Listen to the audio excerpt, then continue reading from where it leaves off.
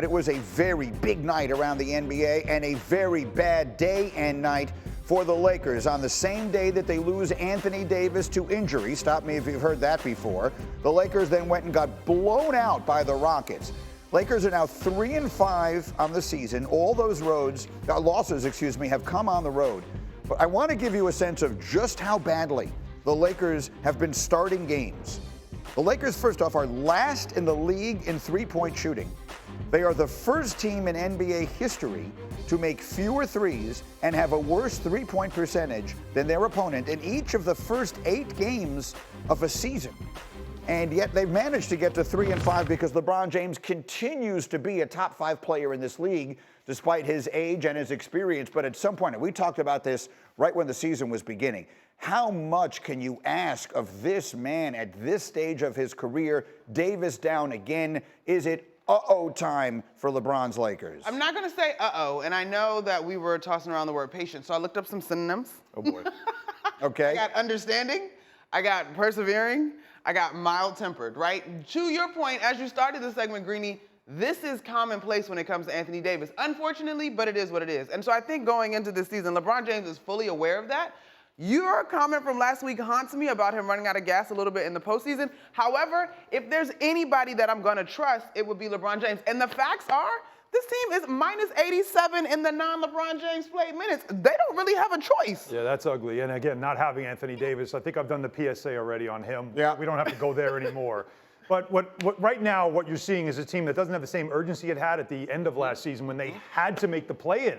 They were going downhill, so he had to do everything for them, and he was otherworldly like he always is. You're not getting that right now, and what you're getting instead is Dylan Brooks as Hans Gruber, in Die Hard, right? Because he's now just playing the villain, and there's LeBron as John McClane, like, here we go again, yippee-ki-yay, right? But it's early in the season. It's not time for this right now for him. What we worry about is, though, he'll have to do so much to get them to a play-in or playoff spot that will he, like we saw in the playoffs last year, fourth quarters come, and the battery is... All right, so what, did I miss a meeting? I mean, this was supposed to be a team that was much deeper, had so many more options, They've had added three-point Jared Vanderbilt's shooting. been out. They've missed him. Obviously now Anthony Davis, who's done a lot of things. Especially they got killed on the boards last night. Him not being in the game was a huge part of that. So it just is clearly they aren't whole yet. But they also, I don't think the urgency is there yet. But get us to the second half of the season, it will be. They are playing a lot of home games now. They are 3-0 at home. They're 0-5 on the road.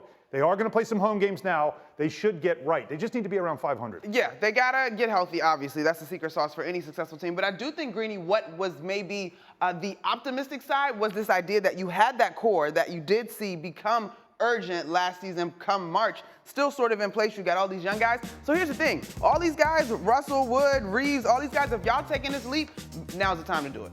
All right, so they're a bit of a mess. Let's go through a bunch of other things that we saw. Monica, you were on the call last night for Victor Wembanyama here in New York, struggling in his debut at Madison Square Garden. Wasn't always pretty. You wouldn't expect it always to be from rookies. But we start at the Garden. Wembanyama shooting 4 of 14 from the floor, finished with just 14 points. Knicks blew out the Spurs 126-105. We'll have more on that game and Wembanyama a little later. But I want to focus on these two notes. In Philly, the new-look Sixers right now have the best record in the Eastern Conference. They beat the Celtics last night by 3. Joel Embiid, 27 points, 10 boards. Tyrese Maxey, spectacular, 25-9. Again, the Sixers are the best in the East. They did that just down the road from where James Harden was, back in Brooklyn, another of his former teams. He was booed every time he touched the ball last night.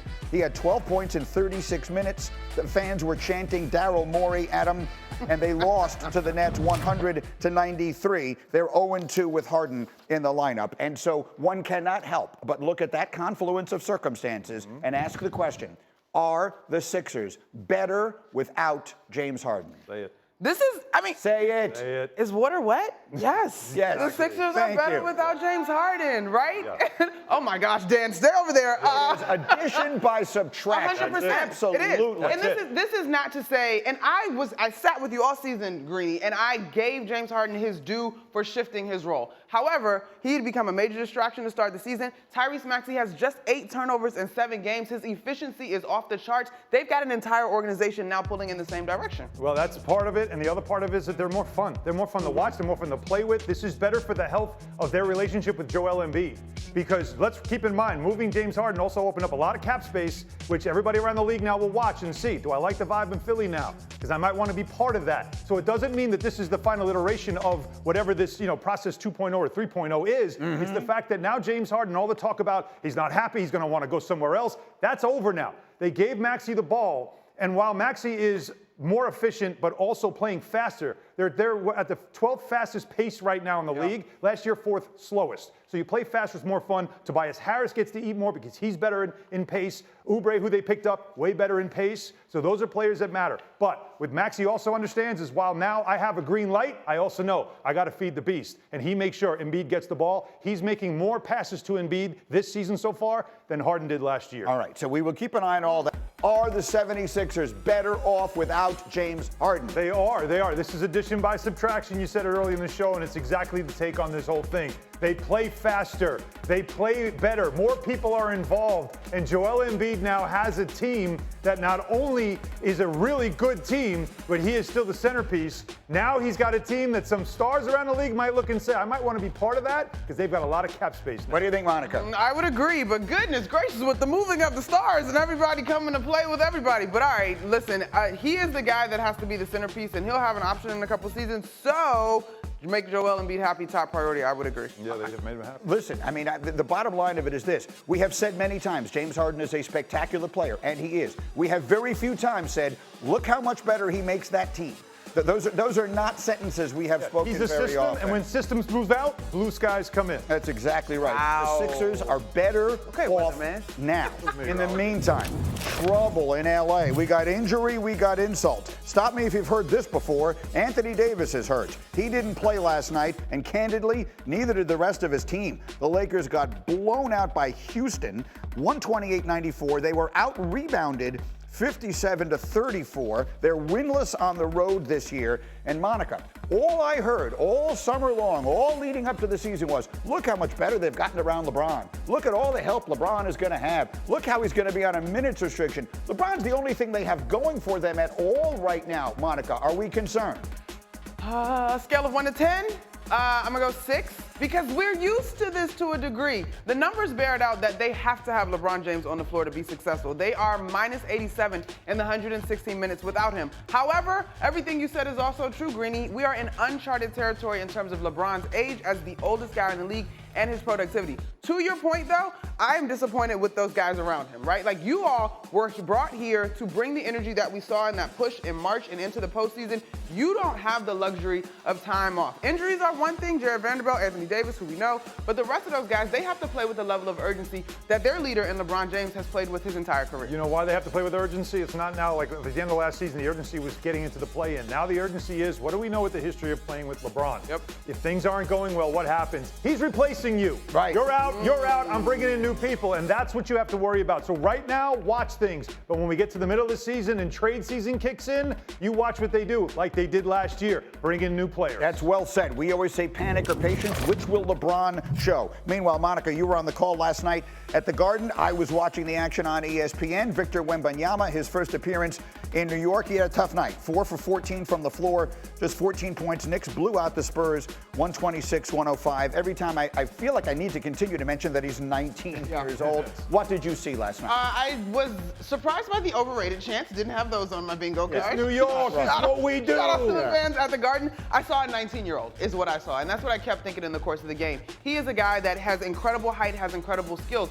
By the second half, he was able to figure out how to find the holes in defense. But Julius Randle, an all-NBA guy, a multi-time All-Star, those are strong players. Mitchell Robinson, give him his credit. Yep. He sort of loosely said, he's like Kristaps Kristaps Porzingis and Bobo, combine them together, that's how I'm going to guard him. And he was able to do that. But mind you, Mitchell Robinson is the best offensive rebounder in the league, so that's a tall task. I'm glad you shouted out Mitchell Robinson. Head-to-head with Wembanyama, Wembanyama was 0 for 6, 2 air balls against Mitchell Robinson, who's a sneaky early candidate for Defensive Player of the Year. But, you know, before the game, he said, the Garden's not that big. After the game, he said, those lights are really bright. It's a stage. He's going to look forward to playing on it. But let's not microwave this guy's potential, please. Let's understand. LeBron took 2 years to make the playoffs. Kevin Durant took a year to make the playoffs, and he came in at 20 years old. When it comes to the Spurs, Tim Duncan went into a ready-made situation at the age of 21, and they were already a great team. David Robinson came in at 24 years old when they made the playoffs. Give it time. He's got potential. Let's not microwave it. That's such a great point. And when you talk about the Spurs, you're talking about the youngest team in the league by age and the youngest team by overall experience. He's got much more than potential. He's going to be an unbelievable player. You just got, listening to Hubie last night, needs to put some weight on him. It was a delight. Okay, what you love.